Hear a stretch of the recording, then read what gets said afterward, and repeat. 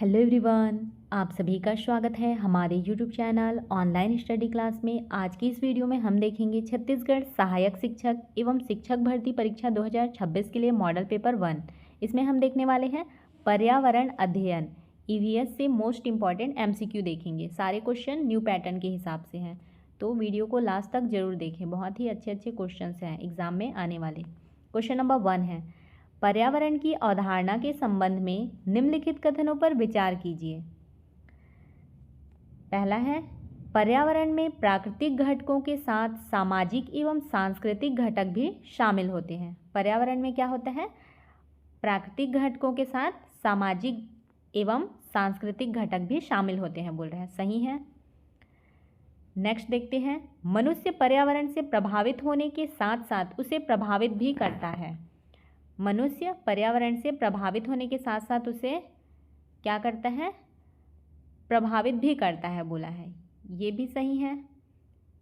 L number देखते हैं, पर्यावरण केवल पेड़ पौधों एवं जीव जंतुओं तक सीमित है, बोल रहा है। ये कथन गलत है। जे और के सही है। राइट आंसर है इसका ऑप्शन नंबर ए, केवल जे और के। व्याख्या देखते हैं, पर्यावरण एक व्यापक अवधारणा है जिसमें प्राकृतिक, सामाजिक, आर्थिक और सांस्कृतिक घटक शामिल होते हैं। मनुष्य और पर्यावरण के बीच पारस्परिक अंतःक्रिया होती है। क्वेश्चन नंबर 2 है, निम्न में से कौन सा पर्यावरण के सामाजिक घटक का उदाहरण है? मिट्टी, नदी, परिवार एवं सामाजिक संस्थाएं, सूर्य का प्रकाश। इसका राइट आंसर क्या हो जाएगा? सामाजिक घटक पूछा है, तो सामाजिक घटक क्या है? परिवार एवं सामाजिक संस्थाएं। पर्यावरण के सामाजिक घटक का उदाहरण क्या है? परिवार एवं सामाजिक संस्थाएं। परिवार, समुदाय, सामाजिक संस्थाएं, रीति रिवाज आदि पर्यावरण के सामाजिक घटक हैं। क्वेश्चन नंबर 3 है, कथन ए में बोला गया है, पर्यावरण के विभिन्न घटक एक दूसरे से अंतःक्रिया करते हैं। सही है। पर्यावरण के विभिन्न घटक क्या करते हैं? एक दूसरे से अंतःक्रिया करते हैं। रीजन देखते हैं, किसी क्षेत्र में आर्थिक गतिविधियां प्राकृतिक संसाधनों के उपयोग को प्रभावित कर सकती है, बोल रहे हैं। सही है। किसी क्षेत्र में आर्थिक गतिविधियां प्राकृतिक संसाधनों के उपयोग को प्रभावित कर सकती है। सही है। राइट आंसर है इसका ऑप्शन नंबर ए। दोनों सही है तथा आर ए की सही व्याख्या है। आर्थिक गतिविधियां जैसे कि कृषि, उद्योग एवं निर्माण प्राकृतिक संसाधनों के उपयोग को प्रभावित करती हैं। इसलिए पर्यावरण के आर्थिक और प्राकृतिक घटकों में क्या होती है? अंतःक्रिया होती है, बोल रहे हैं। क्या कर रहा है यहाँ पे? जैसे कि कृषि, उद्योग या फिर कुछ भी निर्माण का कार्य है, वो प्राकृतिक संसाधनों के उपयोग को प्रभावित करती है। इसलिए क्या बोल सकते हैं? प्राकृतिक घटक और पर्यावरण के आर्थिक घटक, अंतःक्रिया होती है इन दोनों के बीच में। क्वेश्चन नंबर 4 है, एक बच्चा अपने गांव में तालाब, खेत, पशु, पेड़ और लोगों की गतिविधियों को देखकर पर्यावरण के बारे में समझ विकसित करता है। एक बच्चा है, वो क्या करता है? अपने गांव में तालाब को देखता है, खेत, पशु पक्षी, पेड़ पौधे और लोगों, जो भी लोग हैं वो कुछ कुछ गतिविधियां करते रहते हैं, उसको देखकर पर्यावरण के बारे में समझ को विकसित करता है। यह किस प्रकार की समझ का उदाहरण है, बोल रहे हैं। किस प्रकार की समझ का उदाहरण है? केवल पुस्तक आधारित समझ? नो। अनुभव आधारित समझ? यस। केवल रट कर सीखना? नहीं, वो देख कर सीख रहा है। केवल सैद्धांतिक समझ? ये भी नहीं। तो राइट आंसर क्या हो जाएगा? ऑप्शन नंबर बी, अनुभव आधारित समझ। वो लोगों को देखकर सीख रहा है और पर्यावरण की प्रकृति को समझ रहा है, तो क्या हो जाएगा? अनुभव कर रहा है सब चीज़ को, तो अनुभव आधारित समझ। बच्चे अपने आसपास के परिवेश से प्रत्यक्ष अनुभव, अवलोकन और सहभागिता से पर्यावरण की समझ विकसित करते हैं। क्वेश्चन नंबर 5 है, ईवीएस में बच्चों के पूर्व अनुभवों को महत्व देने का सबसे उचित कारण क्या है? इससे पाठ्यपुस्तक की आवश्यकता समाप्त हो जाती है। बच्चे नई जानकारी को अपने अनुभवों से जोड़कर बेहतर समझ सकते हैं। इससे शिक्षक की भूमिका समाप्त हो जाती है। नहीं, इससे केवल परीक्षा की तैयारी होती है। ये भी नहीं। क्या हो जाएगा इसका राइट आंसर? ईवीएस में बच्चों के पूर्व अनुभव को महत्व देने का सबसे उचित कारण क्या है? बच्चे नई जानकारी को अपने अनुभवों से जोड़कर बेहतर समझ सकते हैं। इसलिए उनके पूर्व अनुभवों को महत्व दिया जाता है। बाल केंद्रित ईवीएस में बच्चे पूर्व ज्ञान एवं अनुभव को नई अवधारणाओं से जोड़ना सीखने को अर्थपूर्ण बनाता है। सीखने को क्या बनाता है? अर्थपूर्ण। क्वेश्चन नंबर 6 है, एक शिक्षक बच्चों से पूछता है, क्या पूछता है? आपके घर के आसपास पानी कहाँ कहाँ से आता है और उसका उपयोग किन किन कार्यों में होता है? तो यह प्रश्न मुख्यतः किसको बढ़ावा देता है, बोल रहे हैं। किसको बढ़ावा देता है? केवल स्मृति, स्थानीय परिवेश से जुड़ी समझ, केवल परिभाषा याद करना, केवल लिखने का अभ्यास करना। तो क्या हो जाएगा राइट आंसर? स्थानीय परिवेश से जुड़ी समझ, ये राइट आंसर है। केवल केवल वाला शब्द मोस्टली रॉन्ग रहता है। इसमें स्थानीय समझ, उसके आसपास में पानी कहाँ से आता है पूछ रहे हैं, तो इससे क्या होगा? स्थानीय परिवेश से जुड़ी समझ होगी बच्चे को। प्रश्न बच्चे के दैनिक जीवन और स्थानीय परिवेश से जुड़ा है। ईवीएस में ऐसे प्रश्नों से अनुभव आधारित समझ विकसित होती है। क्वेश्चन नंबर 7 है, ईवीएस पढ़ाने का सबसे महत्वपूर्ण उद्देश्य क्या होना चाहिए? अधिक से अधिक पर्यावरणीय तथ्य याद करवाना? नहीं। बच्चों को अपने प्राकृतिक, सामाजिक एवं सांस्कृतिक परिवेश को समझने में सक्षम बनाना, ये सही है। केवल परीक्षा में अंक बढ़ाना? नहीं। केवल विज्ञान की परिभाषाएं याद करवाना? ये भी नहीं। तो ईवीएस पढ़ाने का सबसे महत्वपूर्ण उद्देश्य क्या होना चाहिए? बच्चों को अपने प्राकृतिक, सामाजिक एवं सांस्कृतिक परिवेश को समझने में सक्षम बनाना है इसका सबसे महत्वपूर्ण उद्देश्य। ईवीएस बच्चों को उनके परिवेश से जोड़ने, अवलोकन, प्रश्न चिंतन, समझ और संवेदनशीलता विकसित करने का विषय है। क्वेश्चन नंबर 8 है, ईवीएस में अवधारणा का निर्माण सबसे प्रभावी रूप से कब होता है? अवधारणा का निर्माण बोला है जब बच्चे केवल परिभाषाएं याद करते हैं, जब बच्चे अनुभव, अवलोकन और चर्चा के आधार पर अर्थ का निर्माण करते हैं, जब शिक्षक लगातार व्याख्यान देता है, या फिर जब बच्चे केवल पुस्तक की भाषा दोहराते हैं। तो सबसे प्रभावी तरीके से अवधारणा का निर्माण कब होगा? जब बच्चे अनुभव, अवलोकन और चर्चा के आधार पर अर्थ का निर्माण करेंगे, तब होगा। अवधारणा का वास्तविक निर्माण अनुभव, अवलोकन, तुलना, प्रश्न, चर्चा और चिंतन से होता है। क्वेश्चन नंबर 9 है, निम्नलिखित में से कौन सा बाल केंद्रित ईवीएस शिक्षण का उदाहरण है? शिक्षक पूरे समय बोलता है और बच्चे केवल सुनते हैं। बच्चे स्थानीय पर्यावरण का सर्वे करते हैं और अपने निष्कर्ष प्रस्तुत करते हैं। बच्चे केवल परिभाषाएं लिखते हैं। शिक्षक सभी प्रश्नों के उत्तर स्वयं देता है, बोल रहे हैं। इसमें क्या है क्वेश्चन में? बाल केंद्रित, निम्नलिखित में से कौन सा बाल केंद्रित ईवीएस शिक्षण का उदाहरण है पूछा है। तो कौन सा हो जाएगा?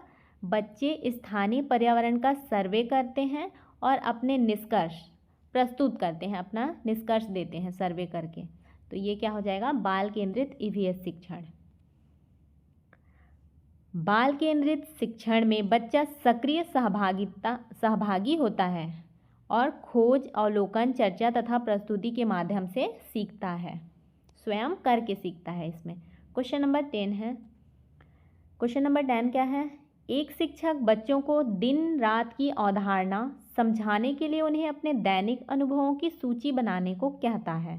यह किस दृष्टिकोण का उदाहरण है? अनुभव आधारित शिक्षण, केवल व्याख्यान विधि, केवल रटने की विधि, केवल परीक्षा आधारित शिक्षण। राइट आंसर है ऑप्शन नंबर ए, अनुभव आधारित शिक्षण। क्या बोल रहा है? एक शिक्षक है, बच्चों को दिन और रात की अवधारणा समझने के लिए उन्हें अपने दैनिक अनुभव की सूची बनाने को कहता है। तो यह किस दृष्टिकोण का उदाहरण हो जाएगा? अनुभव आधारित शिक्षण। बच्चे अपने दैनिक अनुभव के आधार पर अवधारणा से जुड़ रहे हैं, इसलिए यह क्या है? अनुभव आधारित शिक्षण है। क्वेश्चन नंबर 11 है, ईवीएस में नक्शे पढ़ाने का सबसे उपयुक्त तरीका कौन सा है? केवल नक्शे की परिभाषा याद करवाना, स्थानीय स्थानों के सरल नक्शे बनवाकर दिशा एवं स्थान संबंध को समझाना, केवल राज्य की सीमाएं रटवाना, या फिर केवल पुस्तक में दिया गया नक्शा। यहाँ पे भी केवल केवल केवल ये सब क्या हो जाएगा? गलत हो जाएगा। राइट आंसर क्या है? ईवीएस में से पढ़ाने का सबसे उपयुक्त तरीका कौन सा है? स्थानीय स्थानों के सरल नक्शे बनवाकर दिशा एवं स्थान संबंध को समझना। बच्चों को पहले परिचित स्थानीय स्थानों से नक्शे की अवधारणा समझाना अधिक अर्थपूर्ण होता है। पहले जिस जगह को वे जानते हैं, परिचित स्थानीय स्थान को नक्शे की अवधारणा से समझाना उनके लिए अधिक महत्वपूर्ण होगा, अर्थपूर्ण होगा। क्वेश्चन नंबर 12 है, यदि शिक्षक बच्चों से विद्यालय से घर तक का सरल मार्ग नक्शा बनवाता है तो इससे मुख्यतः कौन सी क्षमता विकसित होती है? केवल स्मरण, स्थानीय समझ एवं दिशाबोध, केवल भाषा कौशल, केवल गणना कौशल। तो इसका राइट आंसर क्या हो जाएगा? ऑप्शन नंबर बी, स्थानीय समझ एवं दिशाबोध होगा।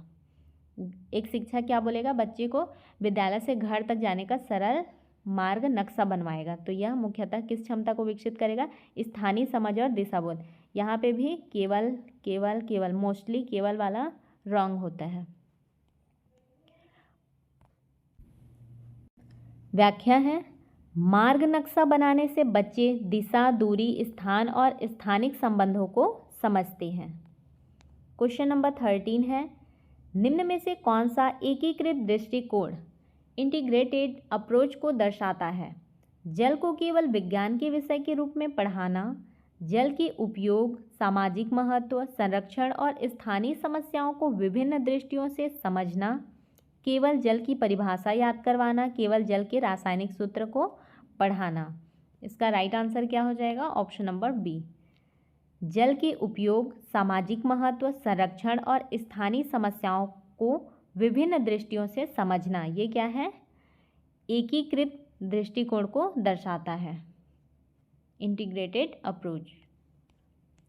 ईवीएस में किसी विषय को प्राकृतिक, सामाजिक, आर्थिक और सांस्कृतिक संदर्भों से जोड़कर देखना क्या है? एकीकृत दृष्टिकोण है।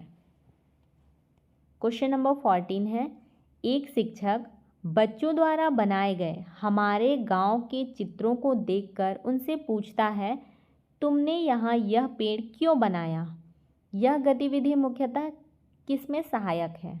किसमें सहायक है? बच्चे की सोच और पर्यावरणीय समझ को जानने में, केवल चित्रकला का मूल्यांकन करने में, केवल लिखावट सुधारने में, केवल परीक्षा लेने में। सब में केवल है। इसका राइट आंसर क्या है? ऑप्शन नंबर ए, बच्चे की सोच और पर्यावरण समझ को जानने में।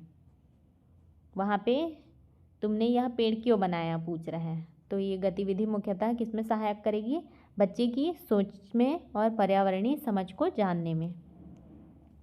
बच्चों के चित्र उनके अनुभव, धारणा और समझ को व्यक्त कर सकते हैं। शिक्षक प्रश्नों के माध्यम से उनकी सोच को समझ सकता है। क्वेश्चन नंबर 15 है, ईवीएस में क्षेत्र भ्रमण, फील्ड विजिट का सबसे प्रमुख शैक्षिक लाभ क्या है? बच्चों को कक्षा से बाहर ले जाना मात्र, वास्तविक परिस्थितियों का प्रत्यक्ष अवलोकन और अनुभव प्राप्त करना, केवल मनोरंजन, केवल उपस्थिति बढ़ाना। राइट आंसर है ऑप्शन नंबर बी, क्षेत्र भ्रमण, फील्ड विजिट का सबसे प्रमुख शैक्षिक लाभ क्या है? वास्तविक परिस्थितियों का प्रत्यक्ष अवलोकन और अनुभव प्राप्त करना। फील्ड विजिट बच्चों को वास्तविक परिवेश में देखने, प्रश्न करने, जानकारी एकत्र करने और अनुभव से सीखने का अवसर देता है। क्वेश्चन नंबर 16 है, किसी स्थानीय बाजार में जाकर बच्चों द्वारा दुकानदारों से वस्तुओं की कीमत, स्रोत और उपयोग के बारे में जानकारी लेना किस गतिविधि का उदाहरण है? सर्वेक्षण, केवल व्याख्यान, केवल प्रयोगशाला कार्य, केवल गृह कार्य। राइट आंसर है इसका ऑप्शन नंबर ए, सर्वेक्षण। किसी स्थानीय बाजार में जाकर बच्चों द्वारा दुकानदारों से वस्तुओं की कीमत, स्रोत और उपयोग के बारे में जानकारी लेना किस गतिविधि का उदाहरण है? सर्वेक्षण। लोगों से प्रश्न पूछकर व्यवस्थित रूप से जानकारी एकत्र करना सर्वे का उदाहरण है। क्वेश्चन नंबर 17 है, एक शिक्षक विद्यार्थियों को हमारे क्षेत्र में पानी की समस्या विषय पर जानकारी एकत्र करने, कारण खोजने और समाधान सुझाने का कार्य देता है। यह मुख्यतः किसका उदाहरण है?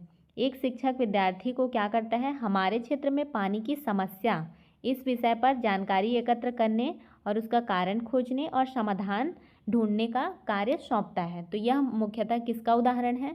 प्रोजेक्ट वर्क, केवल मेमोराइजेशन, केवल ड्रिल या फिर केवल डिडक्शन? किसका है ये? किसका उदाहरण है? Project work. Option number A right answer है, प्रोजेक्ट वर्क। किसी वास्तविक समस्या पर जानकारी एकत्र करके विश्लेषण, निष्कर्ष और समाधान तैयार करना प्रोजेक्ट बेस्ड लर्निंग का उदाहरण है।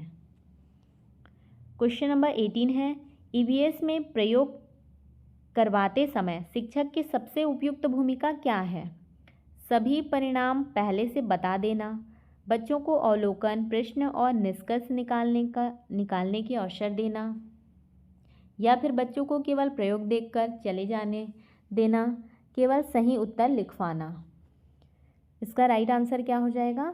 ईवीएस में प्रयोग करवाते समय शिक्षक की सबसे उपयुक्त भूमिका क्या होनी चाहिए? बच्चों को अवलोकन, प्रश्न और निष्कर्ष निकालने के लिए उनको अवसर देना चाहिए, प्रमुख भूमिका होनी चाहिए एक शिक्षक की। प्रयोग का उद्देश्य केवल परिणाम जानना नहीं, बल्कि प्रश्न, अवलोकन, अनुमान, परीक्षण और निष्कर्ष की प्रक्रिया को विकसित करना है। क्वेश्चन नंबर 19 है, निम्नलिखित में से कौन सा फॉर्मेटिव असेसमेंट इन ईवीएस का उदाहरण है? वर्ष के अंत में केवल अंतिम परीक्षा, गतिविधि के दौरान बच्चों के प्रश्नों और उत्तरों का अवलोकन करके आगे की शिक्षण रणनीति बदलना, केवल रैंक बनाना, केवल प्रमाण पत्र देना? राइट आंसर है ऑप्शन नंबर बी, गतिविधि के दौरान बच्चों के प्रश्नों और उत्तरों का अवलोकन करके आगे की शिक्षण रणनीति बदलना। ये क्या है? फॉर्मेटिव असेसमेंट इन ईवीएस का उदाहरण है। सीखने के दौरान बच्चों की समझ जानकर शिक्षण में सुधार करना फॉर्मेटिव असेसमेंट है। क्वेश्चन नंबर 20 है, एक शिक्षक बच्चों को पौधे का चित्र बनाकर उसके विभिन्न भागों को पहचानने और उनके कार्य बताने को कहता है। यह मूल्यांकन मुख्यतः किसे जांच सकता है? केवल लिखने की गति, अवलोकन, समझ और अभिव्यक्ति, केवल स्मरण, केवल अनुशासन? तो इसमें से राइट आंसर क्या हो जाएगा? ऑप्शन नंबर बी, अवलोकन, समझ और अभिव्यक्ति। बाकी तीनों ऑप्शन में क्या है? केवल शब्द भी है, इससे भी पता चल रहा है। और यहाँ पे चित्र बनाकर उसके विभिन्न भागों को पहचानने और उनके कार्य बताने को कहता है। तो ये क्या हो जाएगा? अवलोकन करना, समझ विकसित करना और अभिव्यक्ति। चित्र आधारित कार्य में बच्चा अवलोकन, अवधारणा की समझ और अपनी समझ को व्यक्त करता है। क्वेश्चन नंबर 21 है, निम्नलिखित कथनों पर विचार कीजिए। परिवार के विभिन्न प्रकार हो सकते हैं। सही है, परिवार के विभिन्न प्रकार हो सकते हैं। परिवार केवल जैविक संबंधों से ही बनता है, बोल रहे हैं, ये गलत है। परिवार बच्चे के सामाजिक विकास में महत्वपूर्ण भूमिका निभाता है। सही है, इसमें से जे और एल सही है। राइट आंसर हो जाएगा ऑप्शन नंबर ए, केवल जे और एल। परिवार के स्वरूप अलग अलग हो सकते हैं और परिवार बच्चे के सामाजिक, भावनात्मक एवं सांस्कृतिक विकास में महत्वपूर्ण भूमिका निभाता है। क्वेश्चन नंबर 22 है, एक परिवार में किसी सदस्य के शराब के अत्यधिक सेवन के कारण आर्थिक कठिनाई, स्वास्थ्य समस्या और पारिवारिक तनाव बढ़ जाता है। यह किसका उदाहरण है? दुर्व्यसन के सामाजिक एवं आर्थिक दुष्परिणाम, सामाजिक सहभागिता, सकारात्मक परिवार परिवर्तन या फिर पर्यावरण संरक्षण? किसका उदाहरण है यह? दुर्व्यसन के सामाजिक एवं आर्थिक दुष्परिणाम का। दुर्व्यसन व्यक्ति के साथ साथ परिवार के स्वास्थ्य, आर्थिक स्थिति और सामाजिक संबंधों को प्रभावित कर सकता है। क्वेश्चन नंबर 23 है, स्वास्थ्य एवं स्वच्छता के संदर्भ में निम्न में से कौन सा सबसे उपयुक्त व्यवहार है? भोजन से पहले हाथ न धोना, खुले में कचरा फेंकना, स्वच्छ पानी पीना और हाथों की नियमित सफाई करना, बीमार होने पर बिना सलाह दवा लेना? तो यहाँ पे क्या पूछा है? स्वास्थ्य एवं स्वच्छता के संदर्भ में। तो क्या हो जाएगा?